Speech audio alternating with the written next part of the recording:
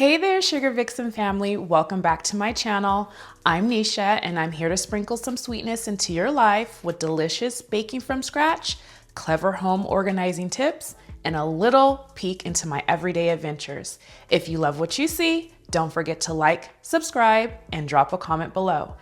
Today we are making walnut oak cookie bars, and these are very delicious. And look at the ingredients and the equipment involved with this particular recipe. For this particular recipe, we will be using a food processor, so please make sure you do have a food processor before starting this recipe.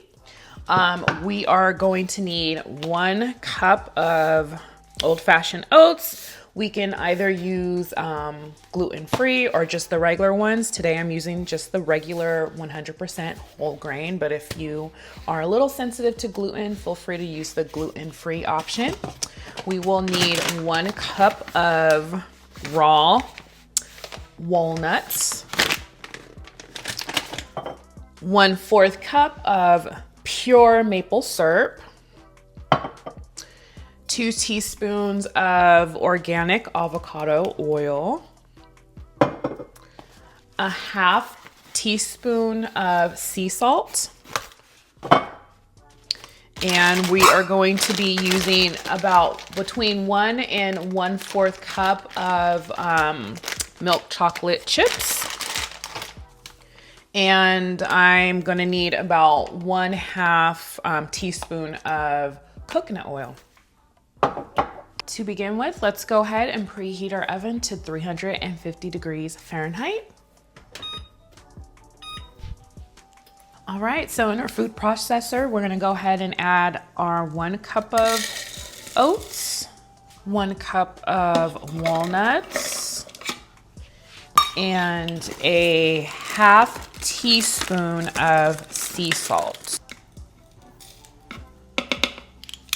We're going to pulse for about 15 to 30 seconds until a meal forms.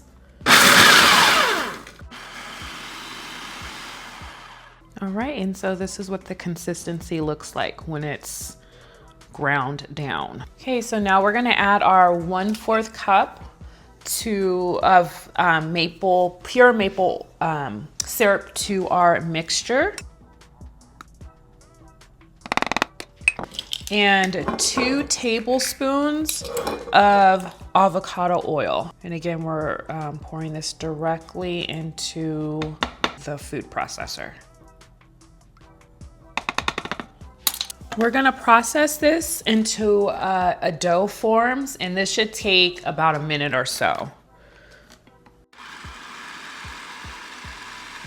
After the dough has formed, you're gonna go ahead and you're gonna get an 8x8 baking dish and line it with parchment paper. And we're going to take the dough out now. And a tip is to take your time on this part. And when you put this into your baking dish, you want to leave about 1 inch around the diameter of the baking dish. So you don't want it to touch the sides. And that's because we don't want our bars too thin.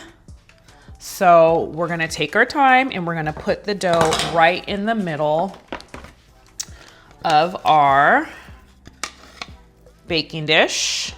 And then we're going to spread it out evenly, but make sure, once again, you leave about 1 inch or 2 around the sides of your baking dish because it's not spread too thinly.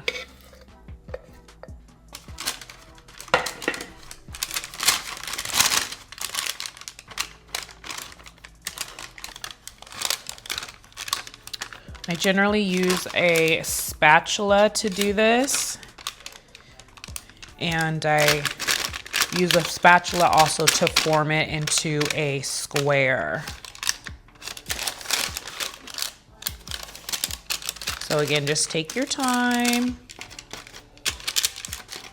So when you finish, your dough is going to be about 1/2 inch thick. And it looks something like this. We're gonna now stick our bars in the oven and bake them for about 11 to 12 minutes. I'm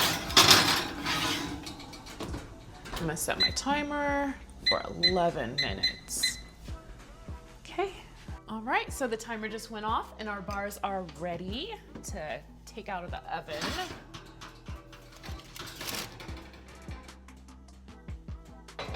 The next part is our topping, which is the milk chocolate chips.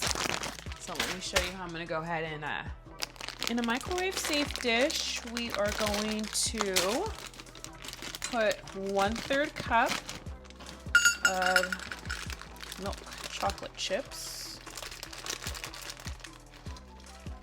Okay, and then we're gonna take about a teaspoon or a half teaspoon of coconut oil. I have about a half teaspoon of coconut oil. Pop this in the microwave for about 30 seconds or so. Okay. Take it out of the microwave. It's a little bit hot, so I'm gonna just stir it. Okay, and then I'm gonna pour it on top of our cookie bars. Right in the middle, the center, so it can kind of just melt along the edges.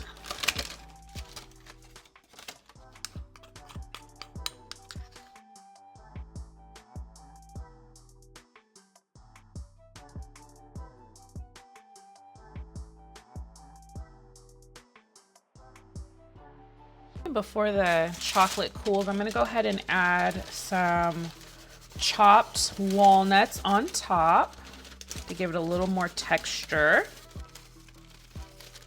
And I love walnuts.